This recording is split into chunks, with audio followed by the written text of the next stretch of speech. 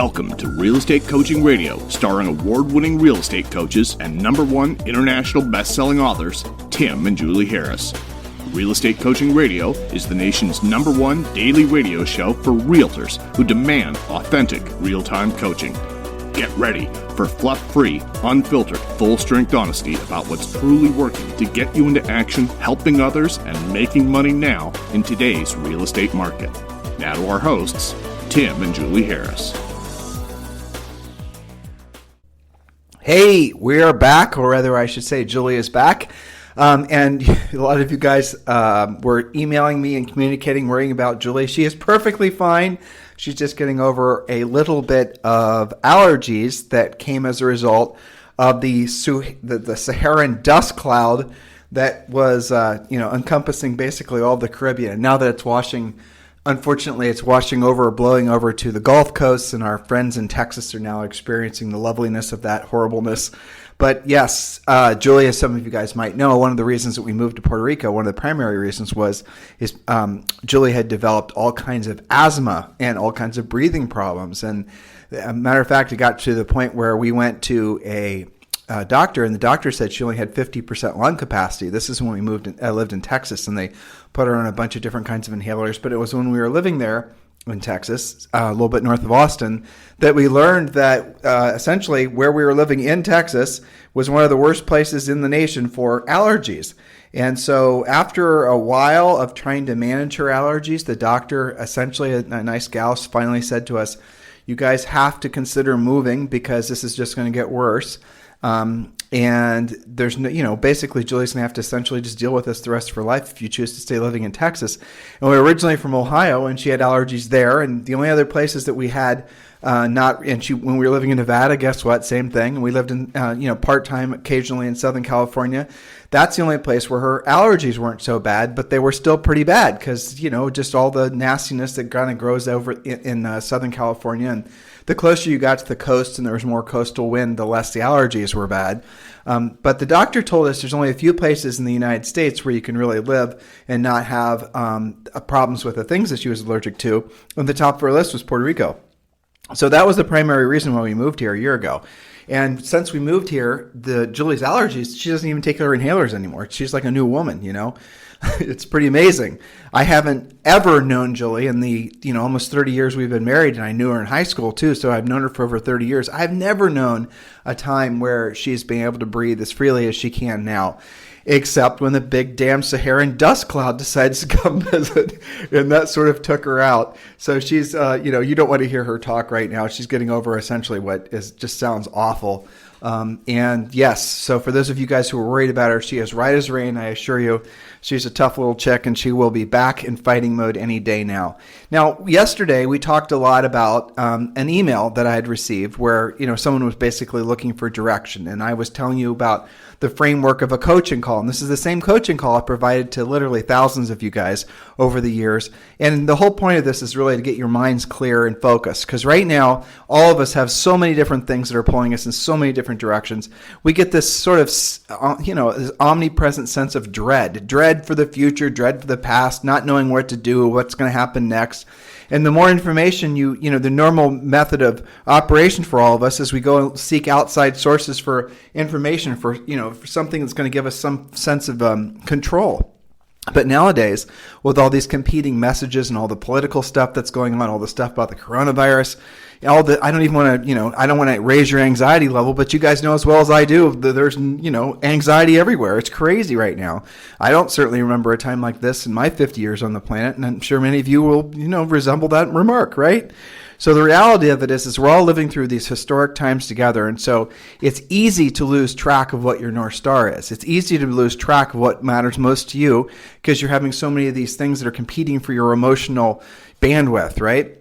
So that causes you this sort of feeling of overwhelm. And some of you guys will say, confusion, and some people get mad, some people get, just all kinds of negative emotions. It's going to happen with your customers. It's going to happen, obviously, with you, your family members. And so you got to remember that ultimately there's only a few things in life you can truly control. And it's really hardly anything because everything else is so dependent on so many variables that you can't really control. But the three things you can are your environment, your physicality, and your finances. Those are the three things. And by environment, I literally mean, and as you guys, longtime listeners will know, we don't mince words. You don't have to read a lot into what we're saying. We're being as practical and tactical as possible so we can help as many of you as possible. We don't like to sugarcoat our words or make things sound confusing. So it's your environment, it's your home, it's your office, it's your car, it's your, everything. How clean is it? How organized is it? Is it essentially rolling thunder everywhere? Is it chaos? Are things just an absolute mess? Is your debt? And I know most of you are laughing at yourselves because you know the answer is yes. I've had some Zoom meetings with some of you, and you guys think I'm looking at you. I'm not. I'm looking at your environment. I'm seeing stacks of crap. You have these little, goat paths that basically could take you from one corner of your home office to another. You guys need to develop a real fond friendship with the garbage can and learn to throw stuff out. And that's something that every single one of you can do urgently. And once you do it, you're going to find that you'll start to feel less stress. Your mind, subconscious mind, is so busily trying to find, order in the chaos that if you're surrounding your mind in your physicality, right? If you're surrounding your actual environment, it's full of chaos. How can you ever expect your mindset, or how can you ever expect your subconscious mind to be focused? So the first thing I want all of you guys to do is definitely do a huge house purge. Maybe it's the spring cleanup that didn't happen this year because of COVID. Well, now is a perfect time to do it. We're coming up on the weekend. I don't know how messy your house is. Maybe it takes longer than that. But yeah, consider a purge and donate the usable items. Donate them to churches. Donate them to whoever you want to donate them to. They don't all have to hit the trash can. You'd be surprised how many people can use the stuff that you were thinking about throwing out. Number two, your body, right? Your physicality. You can control that. You can control what you eat. You can control the exercise output that you have. You can control what you do every single day. You can control what you look like. You can actually control if you're fat, if you're not fat. These are all things within your control. Now, let's just say you have a big mountain to climb. You've got your health that you have to get back in order. You have, the reality of it is most Americans are overweight. Or at least I think all of us can agree that we're not exactly in our peak physical condition, right? I certainly have lost some muscle tone over the last 90 days. Our gym's been closed, and Julie and I, we're having physicals right now. We do them every year, and the doctor asked how much I weighed, and I told her, and of course it was a video conference, and she said, "Well, how does that compare?" And I said, "Well, I'm about 7 or 8 pounds less than I was 90 days ago, and I know for a fact it's all lost muscle." And she started to laugh. She said she's hearing that a lot. Well, there you go. So that's something I can control, right? The gym's going to start opening up. I can go back to the gym. I can get my muscle tone back. Lean muscle mass has been proven to essentially be one of the greatest ways to stay healthy long term, all that stuff. I'm well aware that I can control my physicality, and for me, it requires doing what I don't want to do when I don't want to do it at the highest level, right? I don't particularly like that, but I know I can control it. I know the long-term ramifications of doing that are worth the short-term discomfort, which is what it is for me 99% of the time.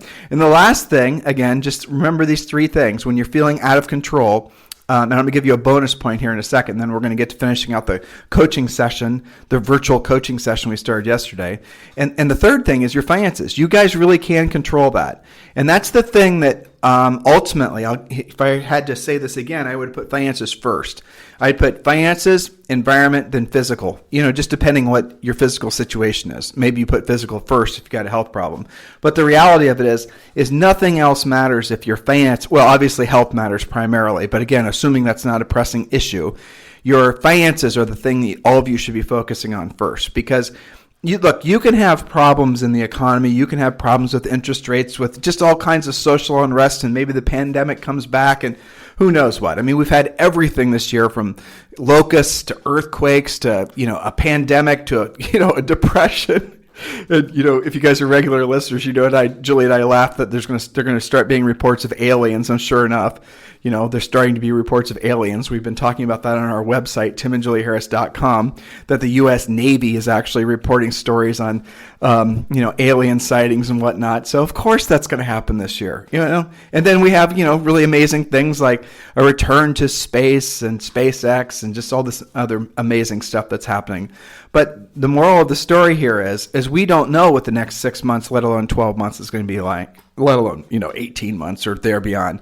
So the best way for you to prepare for whatever's coming next is be financially prepared. Now, everyone always says, they act like, oh my gosh, it's so much work. What am I supposed to do? I don't know what actions to take. And Again, it's the over-analyzation that's going to keep you broke.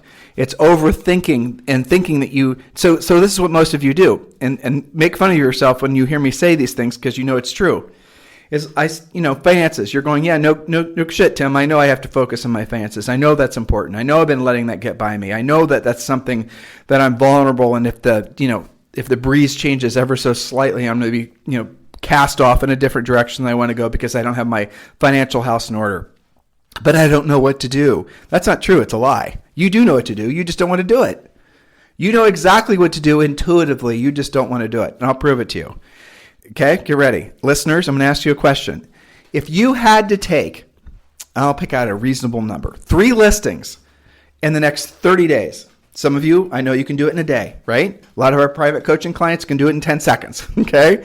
But if you had to take 3 listings in the next 30 days, and at the other end of having taken 3 listings in the next 30 days, you're going to get a tax-free, all cash award for $1 million, right? It's a prize. Everyone gets one as long as you take 3 listings in the next 30 days.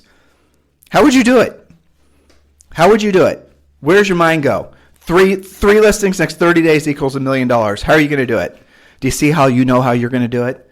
But do you see how the things that you would have to do in order to accomplish that goal are the things that you don't want to do because it makes you uncomfortable, because you don't know how to do it necessarily, because you're procrastinating it? Now remember, I said 30 days. Maybe I say, okay, it's $1 million in 2 weeks. Now you don't have time to get ready to get started. You don't have time to learn it and practice it and role play it. You just have to go do it. How many of you guys would even try, considering, your continued patterns of procrastination? How many of you would say, screw it, I can't do it in 2 weeks? There's no way I can take 3 listings in 2 weeks even if you're going to give me $1 million, Tim. I just can't do it. How many of you think that? It's interesting, isn't it? Because all of you could. There's sellers, no matter what the market's like, no matter what's going on in the world, there's sellers that always have their hands up in the air and say, yes, please come help me sell my house. But what would it require for you to get those listings? It would require you to knowing what to say, how to say it. You'd have to have a listing presentation. You'd have to have a pre-listing pack. You'd have to know how to pre-qualify. You'd have to know how to position the house in the market so that it sells in this changing market. You'd have to know how to deal with the seller's psychology, because there's going to be a lot of confusion out there amongst sellers because they're, in their minds, they're still pricing based on yesterday's pricing, not today's pricing. You'd have to deal with, I can go on and on and on, but you'd have to know how to do it. But what's more is you'd have to basically be willing to do it. The reason that most agents are attracted to buyers and only stick with buyers is because it's a very low skilled into the business. It's mostly a social, physical. That's what it is. You're basically, they like you, you know the market well enough, you drive them around, you open the house up, they like it or they don't like it. The houses, you do not sell houses to buyers. Buyers choose the houses that they're going to buy. You've never had a buyer, you've never sold a house to a buyer that they didn't, obviously want to buy. It just does not happen. No one's, right? That doesn't even make sense. The house sells itself. Now, from the listing agent side, you can certainly help that decision along by staging the house and making sure it doesn't smell like cat pee and, of course, making sure it's priced correctly. But from a buyer agent's perspective, there's really not a whole hell of a lot of sales skills that are necessary to get that house in contract. And that's the reason most of you guys are attracted to it, because it doesn't require a lot of skills. But what are you going to do now that the market's changing? Now that the buyers are going to be nervous about, catching a falling knife as far as pricing. And there's certainly going to be some seizing up in the mortgage markets. You guys noticed in the last 90 days how that sort of ebbed and flowed from week to week. The lenders are deciding, how easy they're going to operate with their overlays versus maybe they're going to be completely and totally restrictive. This is all the nature of these types of markets as things start to change. There's only so many things the government can do to sort of grease the skids of the economy, and eventually all of that's going to start to, it's going to start to end, and agents are going to have to then realize, especially those who've been focused primarily on buyers, that, guess what? You probably aren't going to be in business any longer. So if you had to take 3 listings in 2 weeks, how would you do it? I know what you'd do. You know what you'd do. You'd probably call a FSBO maybe for the first time, an unrepresented owner. You call an expired. You maybe would call your centers of influence and past clients, but the probability of finding a super motivated seller amongst that group would be lower than, say, calling the group of people who already had their hands in their air. You could call notice of defaults. There's going to be a lot of that. You can call potential short sales. You can call any of the 20 different sources that we teach you how to prospect as part of our coaching program. And yes, guys, look, we don't like to use the word prospect because you guys don't like to hear it, so we give you a nice, easier to understand term. Proactive lead generation, right? That's something Julie and I coined forever ago. You can call it proactive lead generation if it makes you uncomfortable, say you're prospecting. But it does not matter. The freedom comes from the other side of knowing that any given day you can pick up the phone or the various other means we show you how to pursue this business, and you can actually attract the business to you and get the listings. You will have to call them. You will have to solicit them. You will have to learn how to sell. You will have to move past all of these things that have been holding you back. But I strongly encourage you to consider what happens in your future if you don't do these things. It's not as anywhere near as bright as if you do learn to do these things. So if you had to take 3 listings the next 2 weeks and you get $1 million, every one of you could do it, couldn't you? You could, but you'd have to make yourself uncomfortable. You'd have to do what you didn't want to do, and you didn't want to do it at the highest level. You would, and you could. So why don't you? The $1 million, obviously I was just saying that so that you guys could put your mindsets in the right place to actually consider it. But wasn't it fascinating that every single one of you knew the answer? And wasn't it equally as fascinating that every single one of you knew the answer, and have always known the answer, but still aren't doing the real work of real estate? Why is that? Don't tell me it's because you don't know what to say or what to do. I know that is certainly 90% of you listening. That is true. But that stuff's easy enough to learn. That's what we teach you in our coaching program. If you want to learn about our coaching program, just text the word Harris, Harris, to 31996. Why else? It's because there's been easier places to get the business. That's probably true. If you want to work with buyers, you could always buy buyer leads. You're not going to make probably any money. But yeah, that's true. Because nobody else has been telling you what Julie and I have been telling you? I think that's definitely true. Because everywhere you turn, you're just inundated with people telling you to do all this easy stuff that doesn't require skill or certainly doesn't require any form of rejection. Well, that's definitely true. How many people are saying 5 ways to get buyer leads on Facebook ads, or do your branding, do your marketing, create your lead funnels, do your this, do your other thing? How many people are telling you all that stuff? Billions. Everybody is. Why is it that people aren't saying what we're saying? I'll tell you why. Because they never learned it themselves, so they can't teach it. They never learned how to build an ultra profitable real estate practice. They never actually took the time to master the skills necessary to become a very proficient, highly profitable real estate agent who's not dependent on a marketplace, market conditions or interest rates. Someone who can ebb and flow. Someone who knows that they could take listings every single day if they choose to. That's what we do.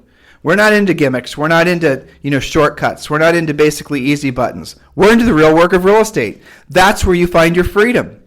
That's what your North Star should be as you're looking forward. Because if it's not, and if you think basically what you've done in the past 10 to 14 years in real estate, and most of you haven't been in business that long, if what you were doing in this past market, which is shocking to think that was only last February, right, 60, 90 days ago. I mean, if you think about that, isn't that crazy? But in that market, most of the things that you were doing that you thought worked to generate you business weren't really generating you business. You just fooled yourself into believing that they were. For example, you did the branding thing. You thought, well, the branding thing is sure enough going to give me business, and yet all your business was coming from maybe your church group or your kids' soccer leagues, or maybe you're very good at working, a PTA group, but you told yourself it was the branding. Well, no, it wasn't. Had you not done any branding and wasted any money on your logo, you still would have gotten that business. But you went to some seminar, heard some guru tell you need to work on your brand. You didn't need to work on your brand, guys. You just need to work on your skills. So here's an interesting I think this is fascinating personally. So what's the difference between branding and reputation? You ever asked yourself that? Branding and reputation. Those of you guys who are older than 40, reputation is what businesses are, everybody's built on. Reputation is what you are essentially, that's your that's how people see you. That's how the world sees you. That's what you have to earn. You can't fake reputation.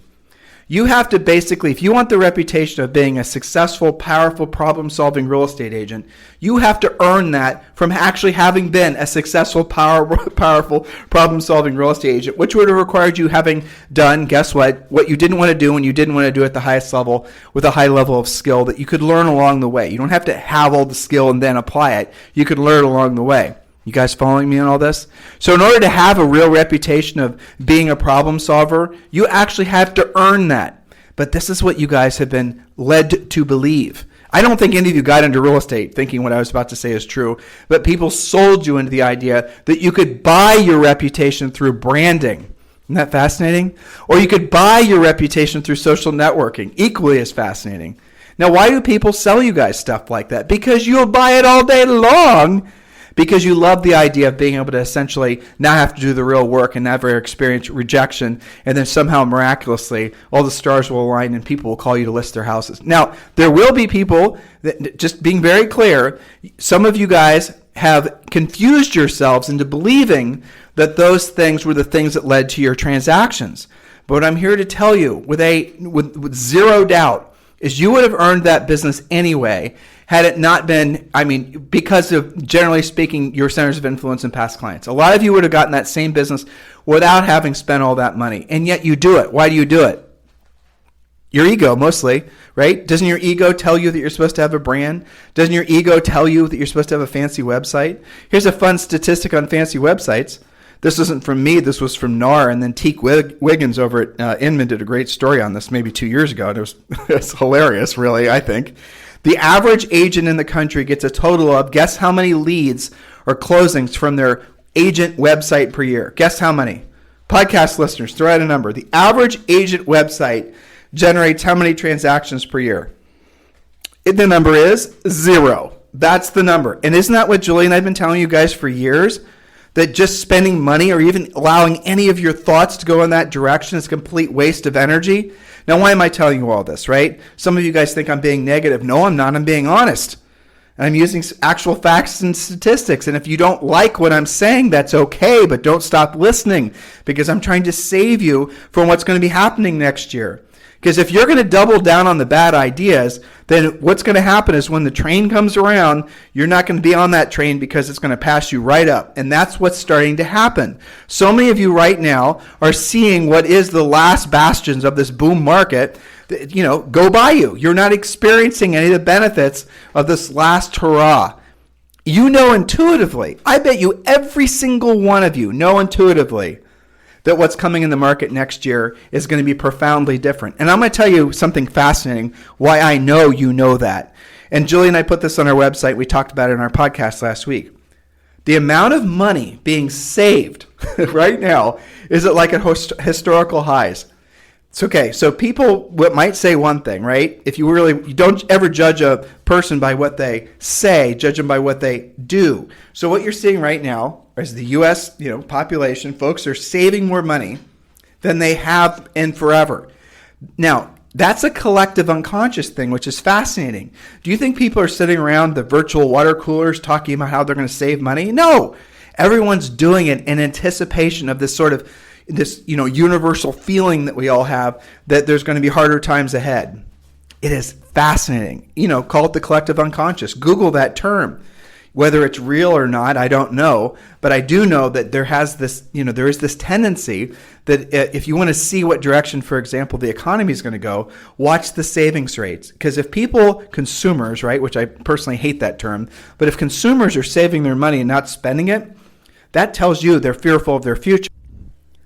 Sorry about that little interruption. That's what happens when Zoe actually has learned how to call me on FaceTime. And so she calls on FaceTime. It's another fallout from the pandemic. So I'm going to try to put myself on airplane mode. Uh-oh, here she comes again. Yes, Zoe? Do you have something to tell me? She said she wants you to look at your workplace. Okay, I'll look at my workplace, but I'm on the podcast right now, sweetie. Can you leave and close both the doors? Oh, that happened. I'm not even going to try to cover for it. No edits are going to happen. You guys are going to hear that in real time. I'm sure you're all experiencing these things yourself, so you understand. She was so cute when she realized I was on the podcast. That was awesome. Okay, so where were we? So these are just the random thoughts that, sort of have all been focusing me on and Julie on really how we're altering our message, and we're starting to be resolute in our belief that our predictions about what's going to be happening at the end of this year into next year is absolutely valid. And so as you're thinking about where you're going to decide to put your best essentially your best energies and focus, I strongly encourage you to focus on doing the things you don't want to do when you don't want to do at the highest level. All right, so I'm going to get back to talking with you guys about this coaching call I had. And again, this is, at this point, it's a coaching call I've had 1 billion times with 1 billion different people. But the theory here is that, people need goals and they need to have focus on, what it is that they're going to be putting their best energies towards. And I believe in all those things. And you need North Stars. And in a market like this, an economy like this, you need fewer things to focus on, not more things to focus on. So we talked about focusing on the 3 things: the physical, the obviously the financial, and your environment. That all makes sense, hopefully. So now what you have to start doing is you have to start pruning the other inputs that you have. And I mean literally go media free. That's going to be one of the greatest gifts you can give to yourselves, is if you guys completely were to go media free and stop listening to really any sort of media, news, anything. If you're listening to podcasts that aren't like this, maybe you're listening to some episodic podcasts that are, long form stories, that's great. But if you're listening to current event podcasts, why don't you just stop doing that for a while? Because at this point, what's going to come from listening to those current event podcasts is going to be a lot of confusion. It's going to be you feeling frustrated. It's going to be you feeling, again, lost. You're going to, again, be looking for that North Star, and you're going to have all these things that are emotionally pulling you in a different way. And also remember this, and this is something else we've shared with you guys a number of times. Like, people will start saying, like, well, you don't want to have negative thoughts because, it's going to pull you in that direction. And fundamentally, that's absolutely a true statement. But here's the thing. All of us are pre-wired to look for negative things, because it's the negative things that, when we're passing them along to others, it's designed to help them to avoid whatever that negative thing is, right? So let's just pretend we're all walking around and, I don't even know how many years ago this would have been a relevant story, but let's say it's, 1,000 years ago, I don't know when, and when all of our sort of circadian lizard brains were in their formation stages, and modern man wasn't quite carved out yet, right?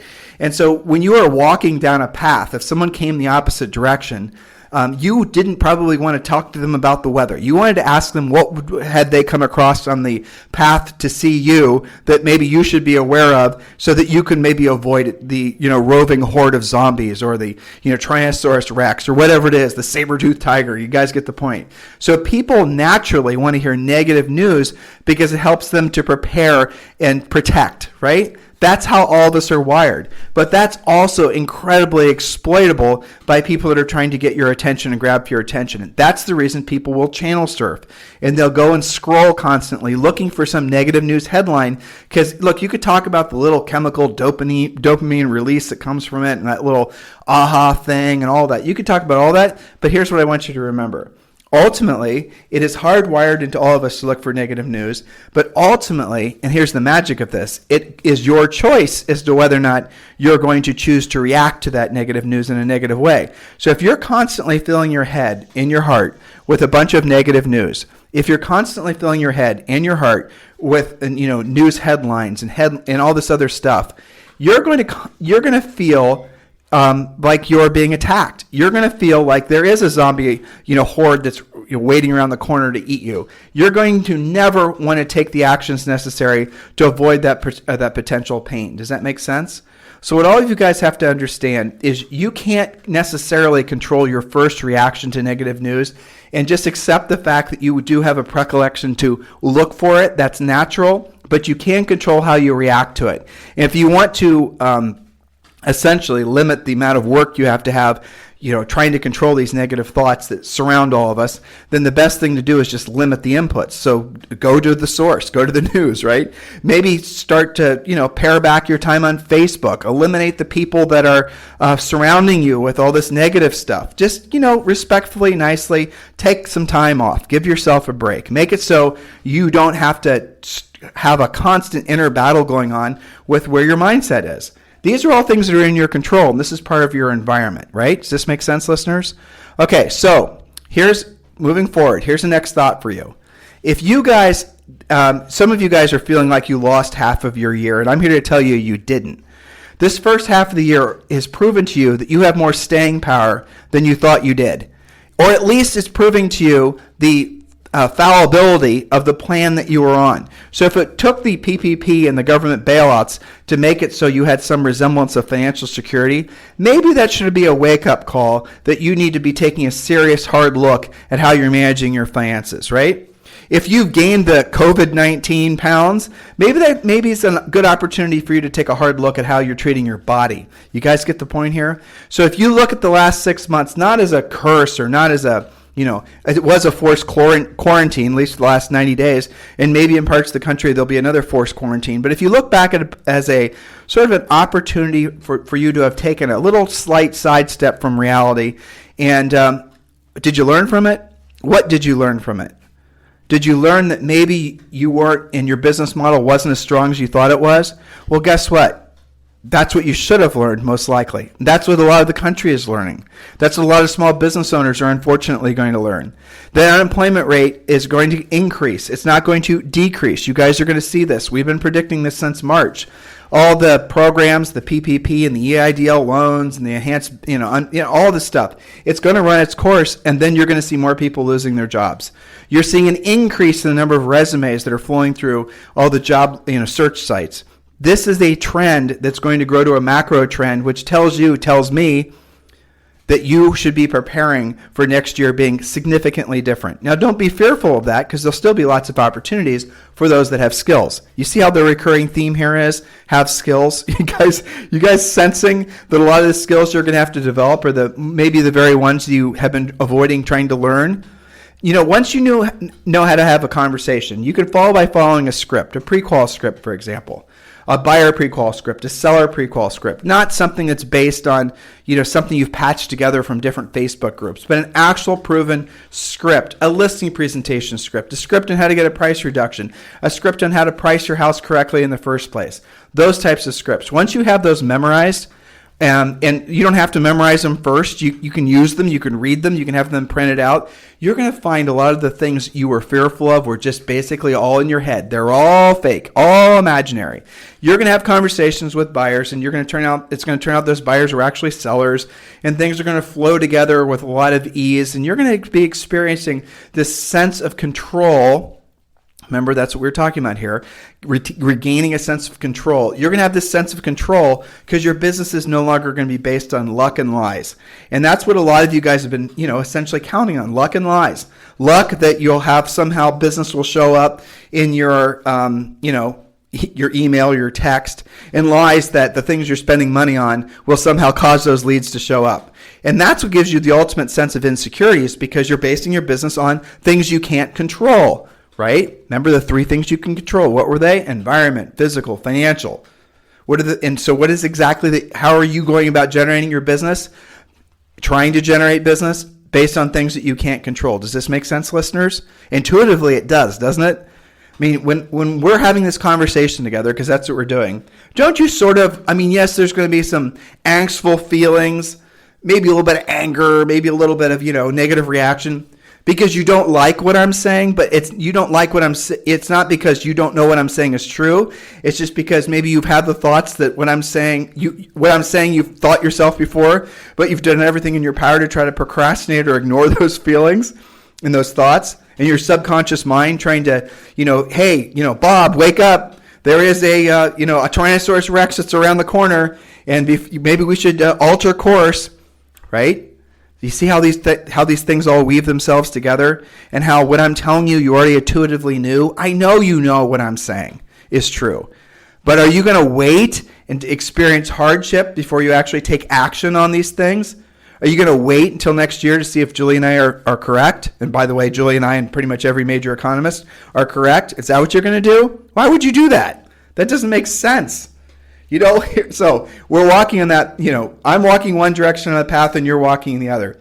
And you ask me, okay, Tim, what's ahead on this path? If I continue on this path, what's there?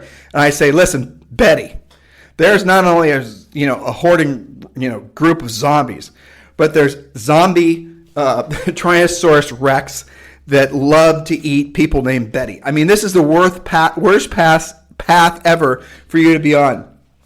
Okay? So I just told you that. And then we pass each other. You keep walking in the direction that I came. And I notice you don't alter course. Right? Why? Why wouldn't you change direction when you were just warned that what's ahead of you is going to be something that's not going to be very desirable? Why? Because you're walking and you're saying, you know what?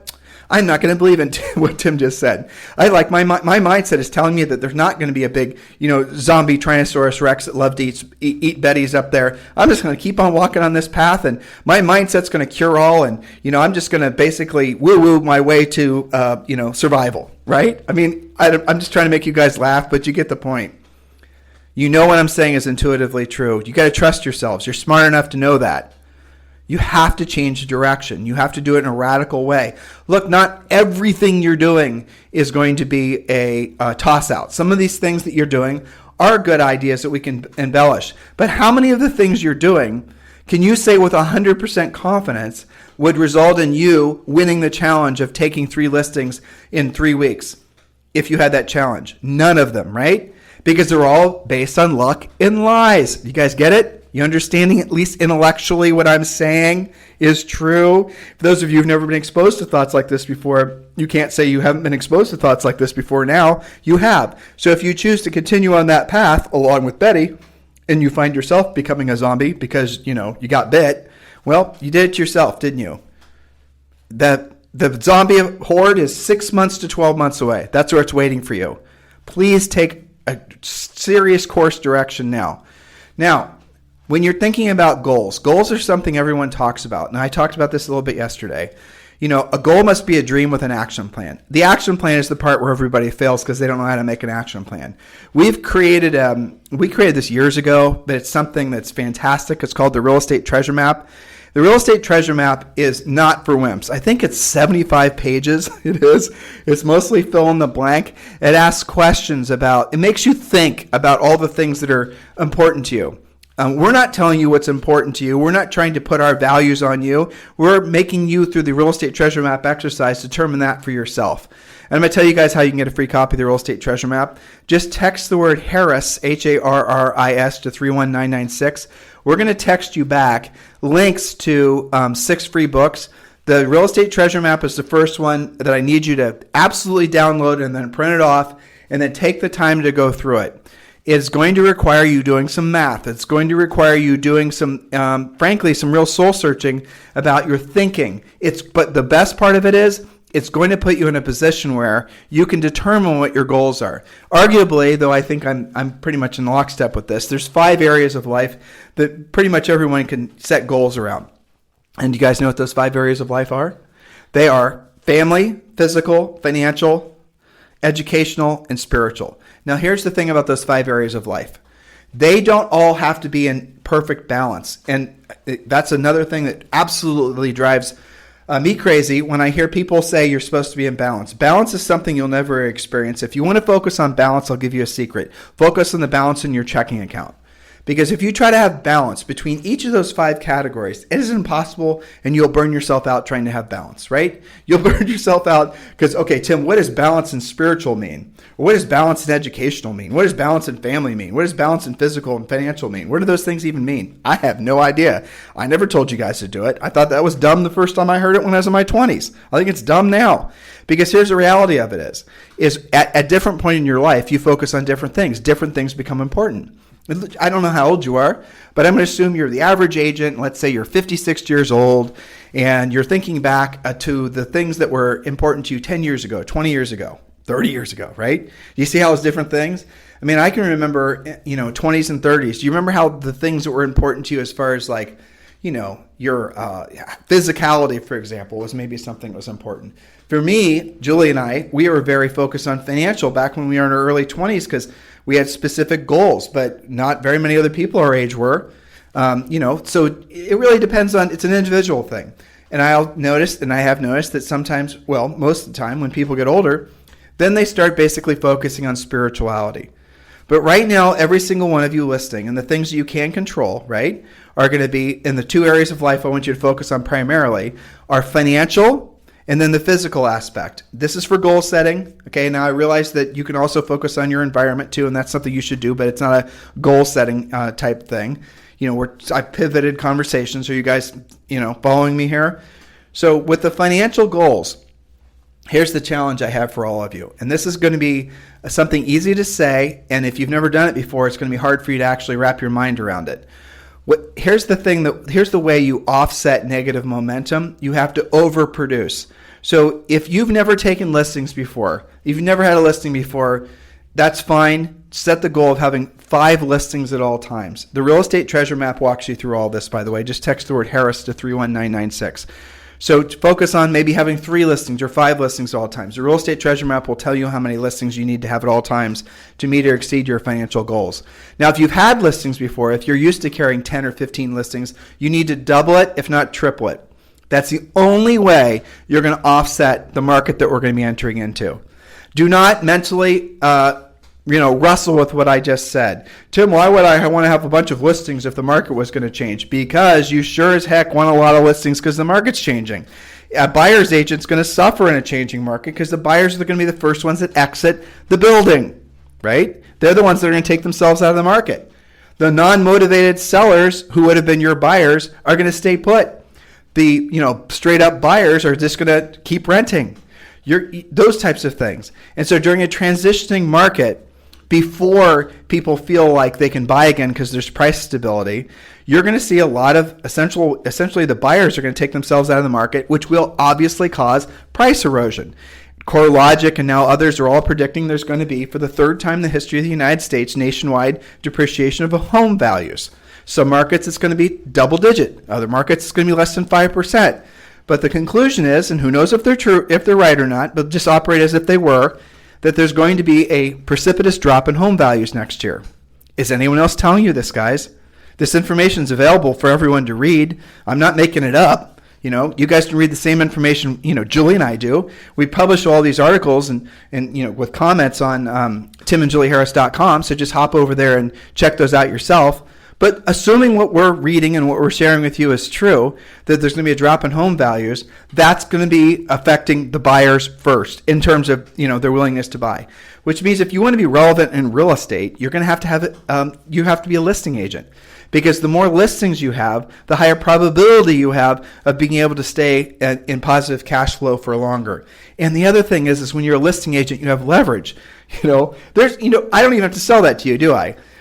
If you had a choice between having 10 really great motivated sellers and 20 buyers, what would you rather have? Now, some of you, every time I've asked that question in a live event, there's always a couple of you that, I don't like working with listings, blah, blah, blah, blah. Okay, fine. There's always going to be an exception. But the reality of it is you guys all know listings give you leverage. And the nice thing about listings is when you have listings, you don't have to work the nights and the weekends, do you? You don't have to basically be showing houses that are 45 minutes away. You don't have to be, all the things that require your time. So Julie said this, and I thought it was, it's brilliant, is when you're working with buyers, it's physical labor. When you're working with sellers, it's mental labor.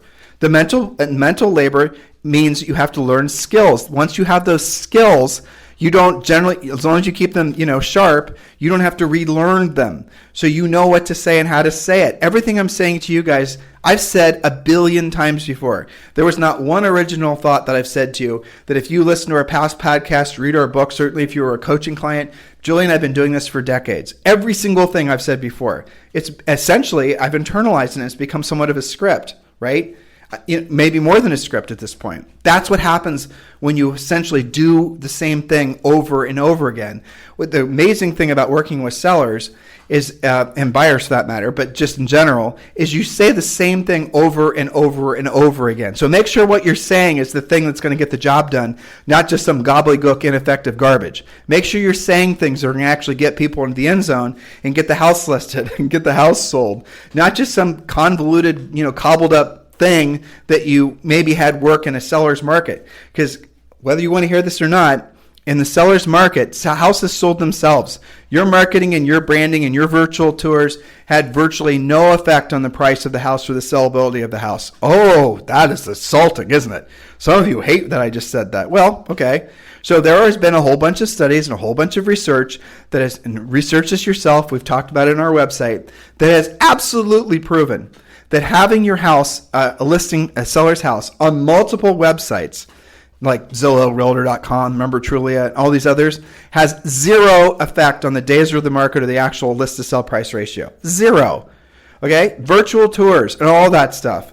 Zero effect. Now, in a real tough seller's market where the buyer's trying to choose between 30 houses and you've done a better job of writing a description and the pictures are better, yes, then it'll make a difference. But in a hot seller's market where things sell themselves, where all you have to do is, you could literally take a listing contract through the drive-through bank and they'll give you your paycheck because they know it's going to sell.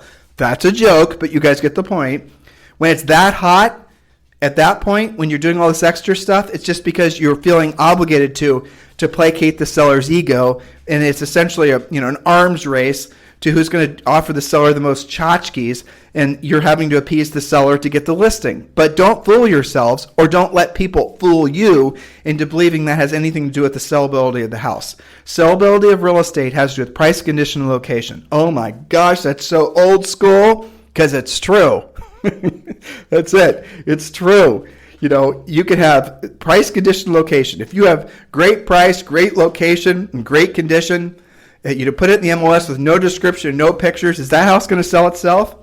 Is anyone arguing with me right now? No, you're all saying yes, because it will sell itself. So these are the types of thoughts you have to be questioning about yourself if you're trying to rationalize staying just 100% committed to working with buyers and you don't want to change. Why would you do that? If you're from a cold, kind of occasionally miserable place like where Julie and I are from in the Midwest, trust me when I tell you, you don't want to be out there hustling houses when there's 6 inches of snow on the ground and where it's negative 28 degrees. Wouldn't you much rather basically be sitting at home and prospecting, proactively lead generating, and not having to be out there showing houses? I'm imagining all of you would. So here's the thing. Ultimately, when you're going through the process of setting goals, you've got to dream really, really big. And remember I told you yesterday, right? Ultimately, the thing that's going to motivate you isn't moving towards the accomplishment of a goal. It's the fear of losing something you already have. There is really nothing more powerful than the fear of losing your health or your finances or your family or the love and respect of other people or your home or your car. If you're looking to search for, Tim, I'm just not feeling motivated, well, then start psychologically messing with yourself and telling yourself, what's it going to feel like when you lose what you already have? Then all of a sudden, you're going to find superpowers that you didn't know you had. And by the way, if you don't do that exercise and you're selling yourself into believing that you don't have motivation and that's the reason you're not doing anything and you're just slowly dying on the vine, well, you're going to actually create the fear of loss. The fear of loss is going to become loss, and then you're all of a sudden going to be motivated again. Now, again, I'm going to share this with you, and I'm going to give it put it in a slightly different perspective to hopefully reach more of you. I told you guys about Monet yesterday, right? If not, listen to yesterday's show.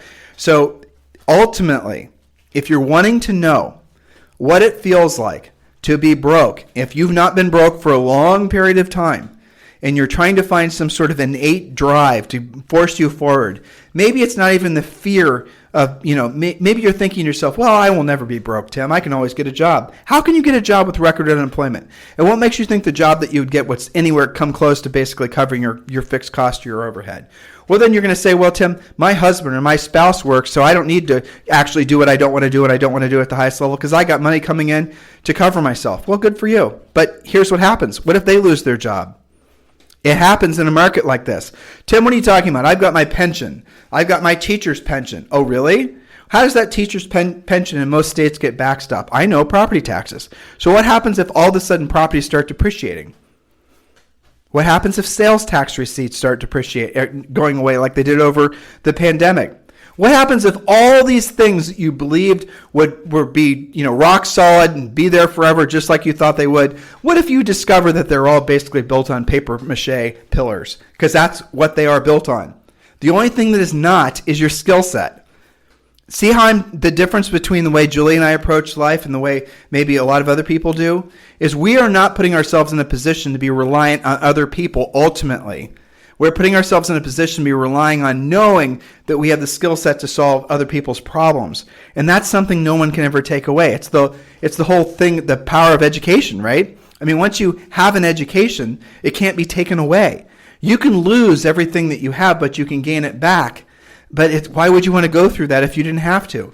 So if you are questioning what motivates you, here's how you can tell what motivates you. And my theory is that every single one of you, I know it's statistically it's a fact, but I don't know if you know it's a fact, right? So here I'm going to sell it to you. How many of you have had ups and downs in your income or your health or your relationships? How many of you have had divorces? How many of you had, okay, you guys get it? You've gone from good years to bad years. How many of you have gone through cycles like that? Everyone has. It's normalized. People think that's how you're supposed to live, but I'm here to tell you that's optional. And that's it's just an absolutely regressive way to live your life. And it ruins your potential. It makes it so you never, ever can gain any real ground in life. So I'm going to start with a little Warren Buffett quote. Warren said, Americans love to celebrate the comeback story. And Warren says, I like to celebrate, the comeback story, right? The man or the woman that built the big business were very successful, wealthy, the top of the planet. They're just doing fantastic.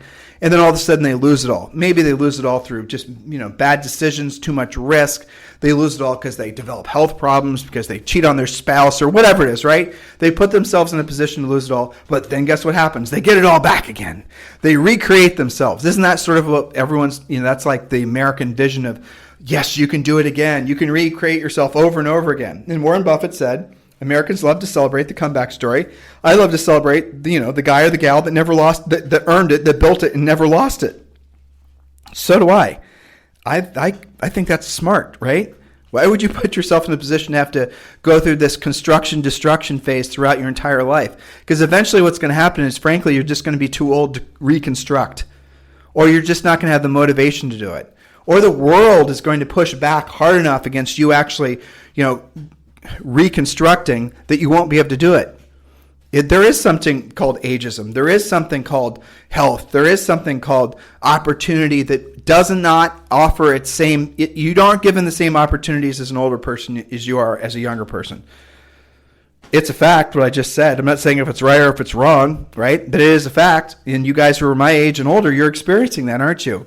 You go on a listing appointment and you're competing against somebody who's maybe 15 or 20 years younger than you, and they've got their acts together, they're energetic and enthusiastic, they're going to get the listing every single time, versus somebody that looks like they maybe, even if you have the exact same skill set as the other person, the seller's going to have a tendency to want to choose the younger person if that older person basically doesn't have the energy and enthusiasm, doesn't have the track record. Because what happens is over time, we have our biases tell us that, if Bob hasn't really accomplished something at this point in his life, he's not going to. Whether that's true or not, it's not true, truthfully, because you can accomplish high levels of success any time at any age, and there's the world and history is full of people who have created amazing businesses and just amazing things with their lives when they're in their 60s and they're in their 70s and their 80s. You can create, look at the ages of our presidents, for God's sake. That's kind of amazing, don't you think? Whether you like them or not, whether you like the politicians or not, or think they should all, be let out to pasture, I don't know.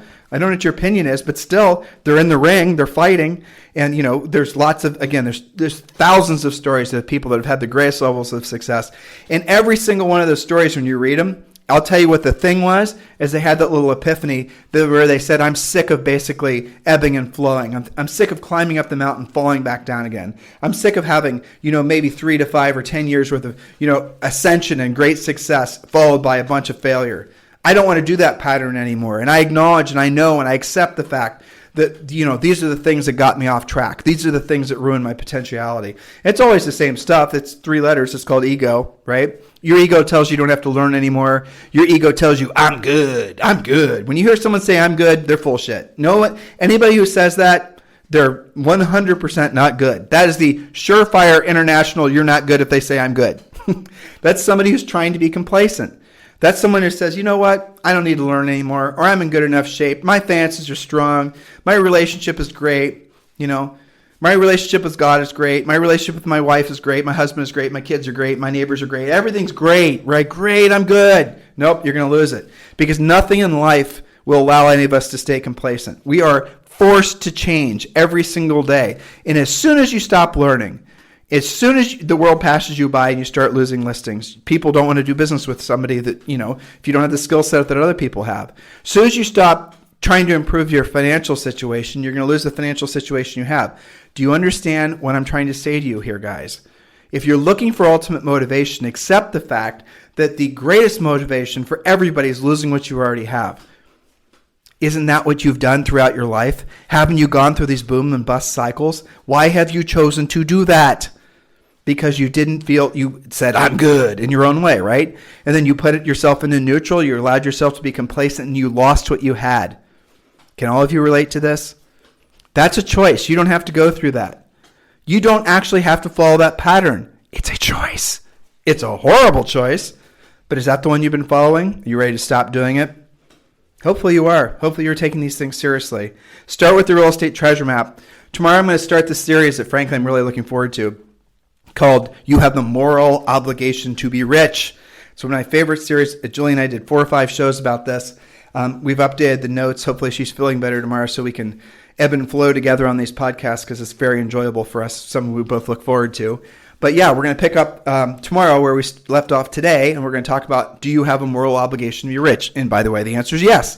But I'm going to walk you through the mental gymnastics of learning and thinking through the way you think with regards to that very topic, moral obligation to be rich. Isn't that an interesting way I phrased it?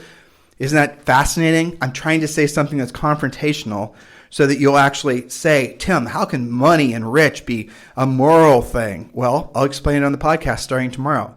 So listen, guys, I really appreciate all the great feedback. Thanks for continuing to make this the #1 listened to daily podcast for real estate agents. Sorry about the little interruption I had about a half hour ago. Is what it is, right? We're all stuck in, coronavirus world. Our little 6.5-year-old, she's so... frankly, maybe this is really incredibly selfish for me to say, but I've loved having her home the past 90 to 120 days. I've loved having this direct interaction with her. And I don't mind at all that she came in and interrupted us during the podcast. Maybe I'll start having Zoe as a special guest and she can start telling you guys her stories. And I mean, she's so creative and amazing. It's just a blessing. All this extra time we've had. Well, I mean, it should have been a blessing, right? All this extra time we've had with our family members. All this extra time we've had to really be introspective and think about what really matters in life. So I'm asking all of you guys to take this seriously.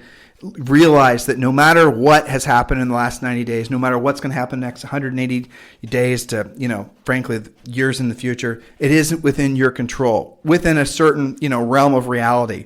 Start out by essentially setting your own direction. Don't wait around for somebody else to tell you how to think or how to feel. Complete the real estate treasure map. Just text the word Harris to 31996. In the meantime, if you guys need me for anything, especially if you want to join our EXP family, I strongly encourage you to reach out to me directly. You can text me at 512-758-0206. So if you want to join our EXP group, text me directly at 512-758-0206. You guys have a fantastic day.